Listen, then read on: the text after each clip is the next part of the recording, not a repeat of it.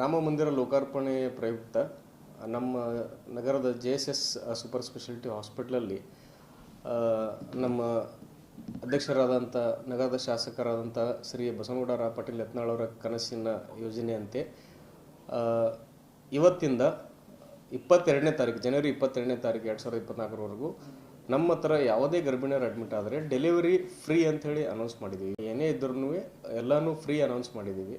ಉದ್ದೇಶ ಇಷ್ಟೇ ಏನಂತಂದರೆ ಇದರಿಂದ ಬಡವರಿಗೆ ಹೆಲ್ಪ್ ಆಗಲಿ. ಆಮೇಲೆ ಶಾಸಕರ ಕನಸಿನಂತೆ ನಮ್ಮ ಹತ್ರ ಯಾವುದೇ ಮಗು ಈ ಸಮಯದಲ್ಲಿ ಜನಿಸಿದರೆ ಗಂಡು ಮಗುವಾದರೆ ರಾಮನ ಪ್ರತಿರೂಪ, ಹೆಣ್ಣು ಮಗುವಾದರೆ ಸೀತೆಯ ಪ್ರತಿರೂಪ ಅಂಥೇಳಿ ಅಂದ್ಕೊಂಡು ಆ ಸೇವಾ ಮನೋಭಾವನೆಯಿಂದ ಸೇವೆ ಕೊಡಬೇಕಂತ ಹೇಳಿ ಅವರ ಆದೇಶದಂತೆ ನಾವು ಎಲ್ಲನೂ ಅದಕ್ಕೆ ಫಾಲೋ ಮಾಡ್ತಾ ಇದ್ದೀವಿ.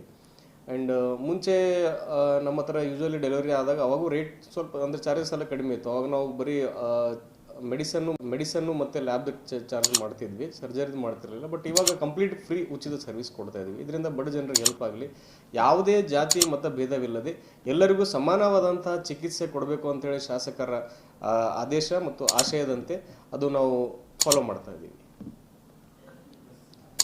ಮುಂಚೆ ನಮ್ದು ರೆಗ್ಯುಲರ್ ಆಗಿ ಡೆಲಿವರಿ ಪರ್ ಮಂತ್ ಸ್ವಲ್ಪ ಅಂದರೆ ಆಗ್ತಿತ್ತು. ಇವತ್ತು ನಾವು ನಿನ್ನೆಯಿಂದ ಅನೌನ್ಸ್ ಮಾಡಿದ್ಮೇಲೆ ಇವತ್ತಿಂದ ಸಂಖ್ಯೆ ಜಾಸ್ತಿ ಆಗಿದೆ.